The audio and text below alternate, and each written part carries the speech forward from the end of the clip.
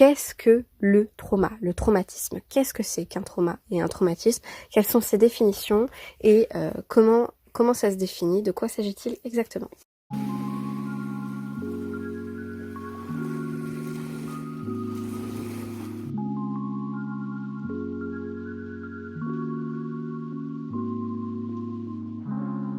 Welcome back mes belles lumières d'amour et bon retour sur ma chaîne Alice Light, les enfants de la lumière. Je suis Alice Light, fille de pervers narcissique. Merci infiniment mes belles lumières d'être présent sur ma chaîne. J'espère que tu vas bien et que tu passes une merveilleuse journée. D'être présent et n'hésite pas à t'abonner.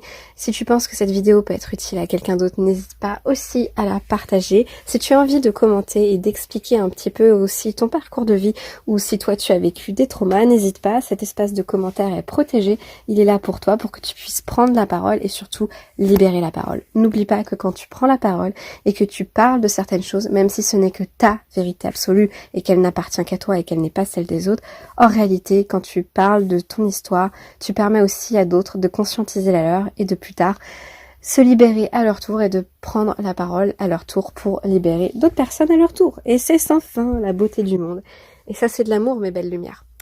Bon, anyway, comme d'habitude, je vous invite vraiment à faire la boîte à rêves. Donc, vous connaissez le principe pour ceux qui sont sur ma chaîne. Moi, je m'étais acheté une petite boîte avec écrit dessus « Tout commence par un rêve », qui était une boîte photo, hein, mais bon, je mets mes rêves dedans. Et je vous invite à écrire... tiens, je sais exactement ce que je vais faire. Attendez, je me surpose. Je vous rappelle juste qu'un rêve, ça n'est pas quelque chose d'irréalisable, c'est tout le contraire et c'est pour ça que je vous invite vraiment à le faire. Car quand vous écrivez votre rêve, vous conscientisez et tout simplement même d'y mettre une date et peut-être même aussi un budget.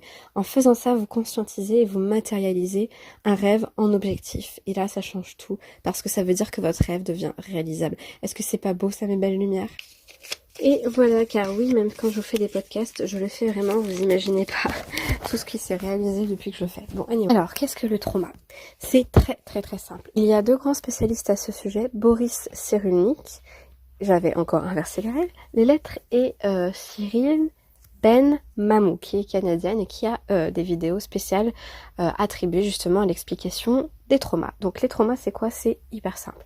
C'est quand une personne, qu'elle soit enfant ou adulte, vit un événement. Cet événement, ça peut être en effet quelque chose de très grave, car très lourd, très impactant, comme une guerre, un viol, une famine, un incendie, ou quelque chose qui, dit comme ça, paraît moins grave, mais en réalité, ça ne l'est pas pour autant. D'ailleurs, je vous rappelle qu'on ne compare pas les souffrances et que voilà, c'est pas parce que par exemple il y a la guerre en Ukraine qu'aujourd'hui votre peut-être dépression, burn-out ou votre situation financière ou amoureuse, aussi difficile soit-elle, n'a pas le droit d'exister sous prétexte qu'il y a une guerre dans un pays juste à côté de chez nous. Toutes les souffrances ont le droit d'exister et d'être légitimes. C'est ce qu'on appelle d'ailleurs la légitimité de notre histoire. Voilà, vivre notre histoire, même si on a l'impression que c'est rien. Mais non, c'est pas rien, ça c'est faux. Ce que vous vivez, c'est votre ressenti, c'est votre perception, c'est vos émotions. Ça vous appartient, ça n'appartient à personne d'autre. Et il y a que vous qui vivez votre histoire. Donc vous avez le droit de dire que c'est pas facile. Après, bien sûr, se victimiser ne vous aidera pas, mais de tout simplement de vous dire que votre souffrance, elle est là, elle existe. Et c'est ok. Et donc, un trauma peut être quelque chose, comme je viens de le citer. Par exemple, ça peut être une personne qui va se faire opérer à l'hôpital ou qui s'est cassé une jambe. Et ça peut être traumatisant de se casser une jambe. Ça peut être traumatisant même si on est en accord d'aller se faire opérer à l'hôpital pour, je sais pas moi, enlever un kyste ou quelque chose comme ça. Ça peut être traumatisant. Pourquoi? Je vous donne une clé extrêmement importante qu'on ne rappelle jamais assez et qu'on n'entend pas parler mais qui est du développement personnel. C'est votre rapport à l'événement qui crée une émotion. Qu'est-ce que ça veut dire? Ça veut dire qu'encore une fois, je reprends cet exemple d'hôpital, peut-être que quelqu'un va se casser le bras. Et en fait, c'est un enfant qui a fait du ski. Et derrière, cet enfant, ben oui, il a mal. Mais en fait, il va pas mal le prendre parce que... Pourquoi? Parce que peut-être il se dit « Waouh, je suis trop fière de moi, j'ai descendu la côte, j'ai fait un truc de dingue, tous mes copains vont écrire sur mon plâtre, je vais rentrer à l'école, je vais raconter mon histoire à tout le monde. Ouais, je sais, j'ai mal, mais en fait, c'est trop bien. Oh, j'ai même eu du droit à des bonbons ou je sais pas, mes parents ont acheté des trucs de fou parce que je me suis cassé le bras. En fait, c'était trop bien. Et en fait, ça se trouve, ben, il va super bien le prendre. Alors qu'un autre enfant sera traumatisé parce que peut-être il aime pas les hôpitaux, parce que son rapport au corps est différent, c'est-à-dire que pour lui c'est très choquant de se casser un membre, etc. Qu'il a pas du tout apprécié, que même si on lui donne des super peluches bonbons ou je ne sais quoi, ben cet enfant, ça soulagera pas sa douleur psychologique de se dire que son bras vient de se péter. Et peut-être parce que voilà, pas le même profil de personnalité, pas la même façon d'interpréter l'histoire, et même si c'est la même histoire, la même piste de ski qui a été descendue, que c'est le même âge, que l'enfant, ils ont chacun une bande d'amis à qui pourront raconter l'histoire, ils ont chacun des parents avec le même niveau social, avec les mêmes capacités d'offrir, je sais pas, des bonbons, des peluches, on s'en fout. Bon voilà, vous voyez ce que je veux dire, le rapport à l'émotion, c'est ce qui change tout. C'est ce qui explique aussi les gens qui deviennent des dévoreurs d'âme et ceux qui ne deviennent pas, parce que si une personne n'a pas d'émotion parce qu'elle a une fissure de son ego, elle a ensuite un trauma, je vous parlerai de la faille traumatique dans la prochaine vidéo, et qu'elle fait aussi le choix de ne pas vivre son histoire de vie, donc ça c'est la troisième faille dont je vous parlerai, le chemin de l'âme, et que derrière ce sont des gens, parce qu'il ne faut pas oublier que les dévoreurs d'âme, ce sont des pervers narcissiques, ce sont des gens qui n'ont pas développé leur empathie, leur compassion, donc il y a une zone du cerveau qui ne s'est pas développée, donc faut pas oublier que le rapport à l'émotion, c'est ce qui fait qu'on est humain, c'est ce qui fait qu'on a des traumas. Voilà, il y a notre rapport de nous-mêmes avec ce qui nous arrive à notre événement. Et le trauma, c'est ça. C'est le rapport à l'événement qui va créer une émotion plus ou moins traumatisante. Bien sûr, je vous dis ça, ne vous culpabilisez pas, c'est parce que vous n'allez pas vous dire « Oh mon Dieu, en fait, c'est ma faute, c'est parce que je me dis que c'est un trauma, que j'ai un trauma. » Non, non, c'est inconscient, d'accord? C'est un inconscient. Donc ça veut dire que vous ne pouvez pas avoir le contrôle dessus. Ça veut dire que normalement, tout seul, vous n'avez pas la capacité de diminuer la charge émotionnelle du trauma, que ce soit votre chat qui s'est fait écraser sous vos yeux, donc ça vient de m'arriver, donc je sais de quoi je vous parle, que ce soit une simple opération à l'hôpital, ou que ce soit un viol ou une guerre, ou une famine, ou un incendie, ou le toit de votre maison qui s'écroule, ou votre enfant qui s'est mis à crier parce qu'il s'est brûlé le doigt sur la gazinière et le cri de votre enfant vous a choqué à vie. Voilà, je veux dire, c'est personnel à chacun le rapport émotionnel, mais c'est présent. Et donc, ça, c'est l'événement. Je viens de vous parler de l'événement. Maintenant, le trauma, en tant qu'au niveau de l'espace et de la durée, qu'est-ce que c'est? En fait, un trauma, c'est un événement qui arrive dans un espace, dans un temps donné. Donc, il arrive par exemple un jour J, on va l'appeler le jour 0. Et en fait, comme émotionnellement, il y a un impact émotionnel, ça veut dire que le jour 1, l'événement est fini. Le jour 0, l'événement s'est produit. Par exemple, vous êtes cassé le bras. Mais le jour 1, votre bras, certes, est toujours cassé, mais la fracture, elle a été faite hier. Aujourd'hui, votre bras est consolidé. Le jour, 30, votre bras, il y a plus de fracture. Donc le jour 31, le jour 40, votre bras est de nouveau solide. Vous avez plus de plâtre. Vous êtes plus dans la capacité de bouger votre bras. Vous avez enlevé le plâtre, etc. Qu'est-ce qui se passe au jour 50? Au jour 50, en fait, l'événement est fini. Le jour 0 s'est produit. Et en fait, vous avez toujours le choc ou l'émotion qui vient percuter votre cerveau, votre mental, comme si c'était encore en train d'arriver. C'est-à-dire que l'événement s'est produit, il a eu un début, il a eu une fin, il a eu une durée précise, ça peut être une journée. On va prendre là le trauma simple. Donc le trauma simple, c'est un événement qui se produit, qui arrive une seule fois à un moment donné. Ça, c'est le trauma simple. En opposition, le trauma complexe, c'est la même chose. C'est un événement qui a un début et une fin, mais la fin arrive... on a l'impression qu'elle arrive jamais. Et justement, c'est un événement qui se produit à répétition. C'est ce que vivent les enfants de pervers narcissiques, de parents maltraitants. C'est-à-dire que l'événement a beau avoir un début et une fin, il recommence. Par exemple, un enfant qui se fait frapper tous les soirs avec la ceinture. Le lundi soir, ça arrive, c'est fini. Là, il y a eu l'événement, ça a duré 20 minutes, il y a eu un début, il y a une fin. Mais le lendemain, ça recommence, le mardi soir. Il y a un début, il y a une fin, mais ça recommence le mercredi. Il y a un début, il y a une fin, mais ça recommence le jeudi, etc. Donc c'est une répétition d'un événement, ça peut être le même événement ou ça peut être un cumul de plusieurs événements similaires qui vont renforcer le sentiment, l'émotion du trauma, d'accord? Et ça, ce deuxième exemple, c'est ce qu'on appelle un trauma complexe. C'est-à-dire que le trauma est sur du long terme. Or, le long terme va engendrer un traumatisme différent, un syndrome de traumatisme post-complexe en général, et le cumul de trauma, donc c'est ce que je viens de vous dire, donc Par exemple, les enfants de pervers narcissiques le vivent avec les crises de rage du parent, avec tous les moments où le parent nous met en état de survie, où on est choqué, et en fait on vit ça à répétition tous les jours, même si c'est des événements différents, qui sont pas forcément identiques. Ce sont des événements qui appartiennent au même trauma en fait, qui vont renforcer toujours le trauma de vivre avec un parent comme ça, qui nous rend complètement fous. Et donc ça peut provoquer et engendrer le syndrome post-traumatique complexe, là où le trauma qui arrive une fois, d'accord, on se casse le bras une seule fois par exemple dans notre vie, donc c'est un trauma, il y a un début, il y a une fin, il n'y a pas de répétition, on est dans un trauma je vais appeler ça le trauma simple, et du coup qui peut engendrer le syndrome post-traumatique. Et donc, je vais parler du syndrome ou du trouble du stress post-traumatique dans un instant, mais pour finir avec l'événement, je le répète encore et encore, c'est un événement qui se produit à un instant particulier, qui a donc un début, qui a une fin. Et c'est un seul événement, d'accord ? Ça, c'est le trauma. Et la relation émotionnelle que vous avez avec votre trauma va être à l'origine du fait que ce soit plus ou moins fort. Et ça se travaille, ça s'enlève avec de l'hypnose, avec de l'EFT, avec de l'EMDR, avec peut-être des psychologues, voire des psychiatres, parce que ça dépend de ce que vous avez vécu. Un militaire qui est parti à la guerre, qui a vu des horreurs, je pense qu'il n'aura pas le même suivi qu'un enfant de pervers narcissique, qu'une personne qui s'est fait violer ou qu'une personne qui s'est cassé le bras. Vous voyez ce que je veux dire? Donc n'hésitez pas à vous informer sur les thérapies qui existent et qui vous correspondraient le mieux, car encore une fois, ce qui marche pour l'un ne marche pas forcément pour l'autre. Donc prenez soin de vous. La prise en charge, passe souvent par des thérapies qu'on appelle donc cognitivo-comportementales. Donc c'est ce que je vous disais, EFT, EMDR par exemple. Bon, alors ça c'est le trauma. Donc voilà, il y a un début, il y a une fin, etc.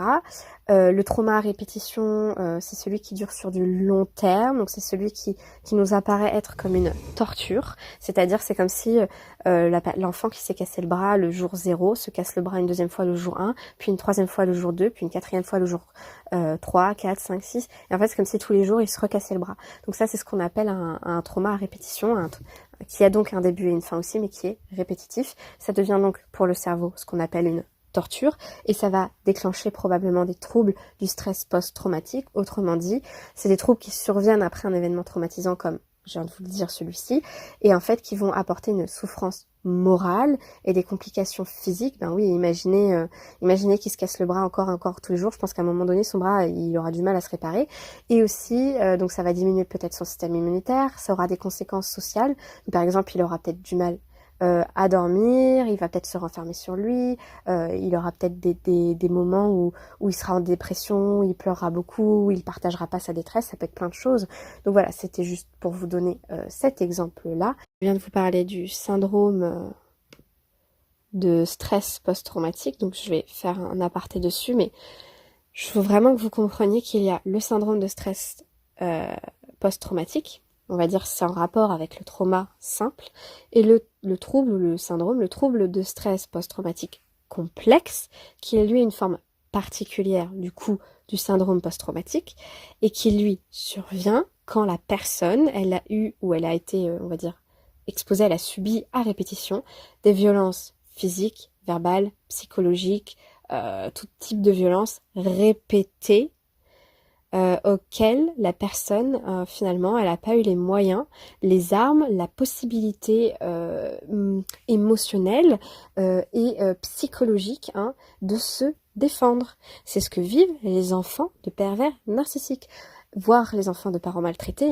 et aussi je pense pour moi les personnes issues de familles sectaires, elles vivent des événements comme ça à répétition pendant des années dans la secte dans laquelle leurs parents sont et qu'elles doivent subir aussi. Donc voilà, entendez bien ce côté de répétition qui engendre le trouble de stress post-traumatique complexe. Donc je vous parle de ça parce la vidéo qui va suivre après celle-ci sera une vidéo sur justement la faille traumatique pour moi qu'il y a chez le dévoreur d'âme et qui le déstructure complètement. Chose que je ne dis pas dans mes vidéos, pour moi, un dévoreur d'âme, ça se passe dans les premières années de la petite enfance. Donc voilà. Donc imaginez un enfant qui a quelques mois, 1 an, 2 ans, qui n'est pas structuré dans son narcissisme et qui vit un trauma, voire un trauma complexe. Bon bah à mon avis, à un moment dans son cerveau, il y a des choses qui se passent. Donc, vous parlez du trouble du stress post-traumatique rapidement. Donc il faut savoir que c'est ce que je vous disais tout à l'heure, c'est quand il y a eu un événement traumatisant. Donc un événement, ça a un début et une fin, mais quand on a un trouble du stress post-traumatique ou le syndrome, en fait ce qui se passe, c'est qu'on croit, notre cerveau, hein, je vous le rappelle, notre cerveau, pour des raisons qui se passent là-dedans, qu'on ne voit pas et qu'on ne conscientise pas, donc c'est inconscient, croit qu'il est en train de revivre l'événement encore et encore. C'est ce que je vous disais tout à l'heure. Imaginez, vous êtes au jour 50, après vous êtes cassé le bras, votre bras est réparé, mais votre cerveau, lui, croit que vous revivez encore le moment où vous vous êtes cassé le bras. C'est-à-dire, il y a les sons, les odeurs, le bruit du bras cassé, la sensation du bras cassé qui peut revenir. Il y a vraiment l'émotion que vous avez eue sur le moment, c'est-à-dire la peur. Parce que c'est quoi finalement un trauma? C'est quand on est dans un moment de peur où on est impuissant. C'est-à-dire qu'on est non seulement dans l'incapacité peut-être de réagir, ce qu'on appelle la sidération, mais en plus de ça, on n'est pas adapté pour faire face à l'événement qui nous arrive. C'est pour ça que quand je vous disais qu'un trauma, ça peut être un truc simple, juste se tordre la cheville ou aller à l'hôpital faire une opération alors qu'on a donné notre accord, c'est traumatisant pour la personne qui se fait opérer parce que derrière, il y a d'autres choses qui se jouent. Il y a peut-être tout simplement le fait que pour elle, les bruits de l'hôpital, par exemple, je pense à une amie qui a été abandonnée. Donc elle a été abandonnée à la naissance, donc elle a passé un mois à l'hôpital. C'est un événement traumatisant, ce qui veut dire qu'aujourd'hui, en tant qu'adulte, pour elle, aller à l'hôpital, c'est compliqué. L'émotion, votre rapport à lui, il est toujours aussi vif, comme s'il se produisait tout de suite maintenant là. Hop, t'y penses à cet événement traumatisant. Hop, t'as l'émotion, t'as le ressenti, t'as tout l'événement qui ressurgit et ça fait comme un éclair en toi, comme si tu étais en train de vivre à l'instant même l'événement. Donc ça se passe au niveau du cerveau. C'est pour ça qu'on peut le déprogrammer avec des thérapies cognitivo-comportementales, c'est-à-dire des thérapies courtes où on va changer les comportements cognitifs. Cognitifs, c'est-à-dire du cerveau, ce qui se passe dans votre cerveau. Donc voilà. Donc c'est ça en fait ce qui se passe quand on a un trauma, c'est qu'on croit, même s'il est fini, qu'on le vit encore. Voilà, ça c'est la base. Maintenant, le trouble stress post-traumatique. C'est parti.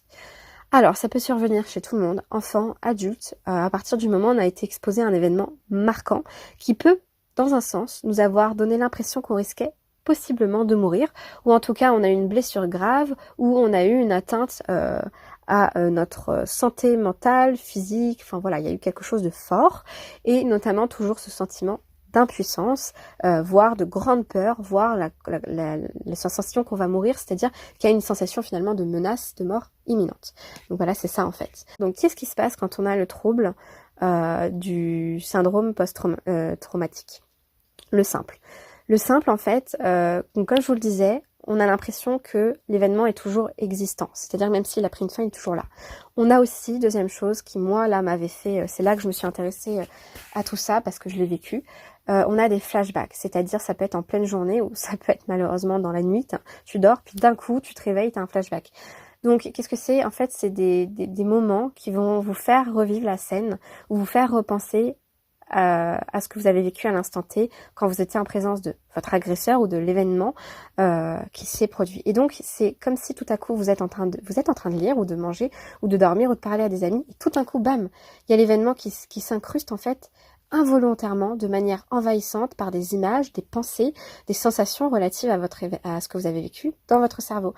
Et c'est ce qu'on appelle la reviviscence. Et en fait, c'est brusque. C'est très très brusque. Ça arrive d'un coup sans prévenir, donc c'est des flashbacks. Et ça peut même être des cauchemars à répétition. Donc ça, moi, j'ai vécu énormément ça. Ça, c'est terrible. Ça peut être une peur face à un bruit, face à un mouvement. Donc voilà, donc ça j'ai vu ça aussi. J'ai encore des réactions comme ça. Donc ça peut être cette reviviscence, elle peut survenir, suite à un son ou à une odeur, à une lumière, à un lieu ou à une parole que vous entendez et inconsciemment vous en rendez pas compte sur le moment, mais cette parole, hop, elle fait écho à votre trauma, à ce que vous avez vécu le jour du trauma. Et du coup, hop, voilà, ça remonte, flashback. Donc voilà, donc ça peut vous donner le cœur qui bat, donc des tachycardie. Vous pouvez vous mettre moi ce que j'appelle en état de détresse, de survie, c'est-à-dire tout d'un coup vous êtes en, comment on appelle ça, en vigilance. Voilà, vous êtes en état de vigilance. Vous avez peut-être aussi, tout à coup vous allez vous mettre à transpirer, vous allez devenir pâle, vous allez avoir une perte d'appétit. Enfin, c'est vraiment plein de choses comme ça. Dans ce syndrome du trouble de stress post-traumatique, on a aussi le fait que vous allez éviter d'avoir des rapports, enfin des discussions, des pensées ou des contacts avec certaines personnes ou certains lieux ou certaines peut-être choses, certains comportements qui vont vous rappeler le trauma. Par exemple, si votre trauma c'est de vous être fait casser le bras au ski, peut-être vous n'allez plus jamais retourner au ski. Si c'est d'avoir été violé à répétition par des hommes, vous allez peut-être avoir peur des hommes et ne plus vouloir être en lien avec tout type de personnes qui a le même profil de votre agresseur. Si votre profil, il était, je sais pas, il avait un certain style physique, toutes les personnes, tous les hommes, de manière inconsciente, vous n'allez pas vous en rendre compte, tous les hommes qui ont ce style physique-là, bizarrement, vous n'allez jamais aller de vous-même leur parler ou devenir ami avec ou quoi. Et voilà, enfin c'est juste un exemple. Donc voilà, donc ça c'est ce qu'on appelle l'évitement. C'est fait de manière inconsciente. Et en fait, vous allez avoir peur aussi. Moi, j'ai beaucoup vécu ça.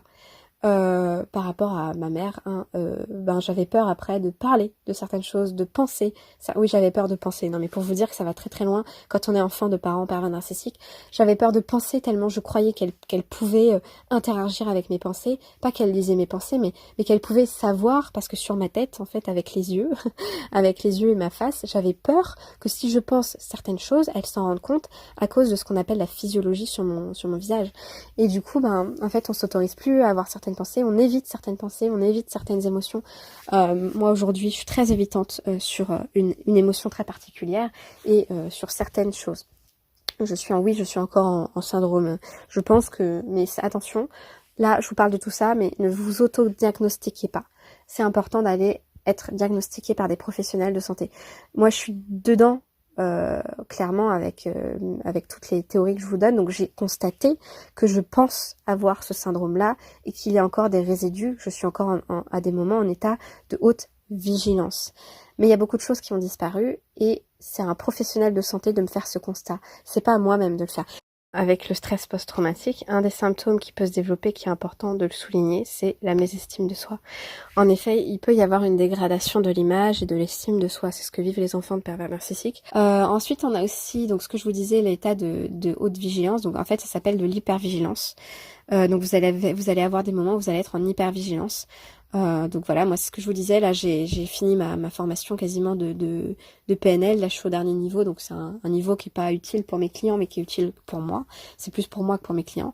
Et en fait j'étais encore en formation en état d'hypervigilance. Par exemple, il y a un moment je discutais avec quelqu'un, je disais bonjour et il y a quelqu'un qui est passé, une personne qui est passée et en fait j'ai reculé, mais j'en fais pas exprès, c'est-à-dire que instinctivement, et je l'ai fait mais à de nombreuses reprises avec plusieurs personnes, dès qu'il y a quelqu'un qui s'approche trop près de moi, je recule parce que je suis en état d'hypervigilance, que j'ai l'impression qu'il va il se passe plein de choses inconscientes, qu'il est en train de m'envahir dans mon espace personnel et j'ai tellement je pense encore l'angoisse de me dire que je risque de revivre mon histoire alors que c'est faux. Donc c'est là où le trauma rentre en jeu.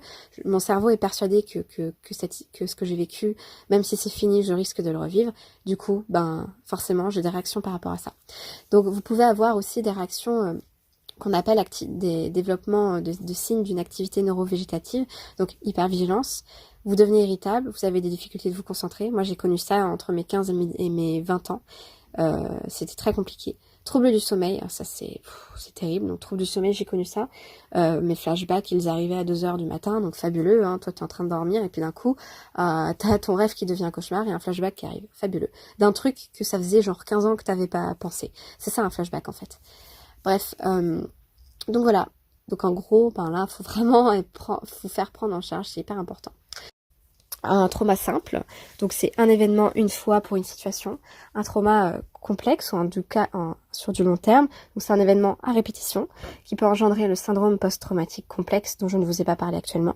Et je vous ai parlé du trouble du stress post-traumatique qui lui est une conséquence de votre rapport émotionnel face à l'événement que vous avez vécu, c'est-à-dire c'est un trouble qui survient après un événement traumatisant, donc une fois que votre trauma a été vécu.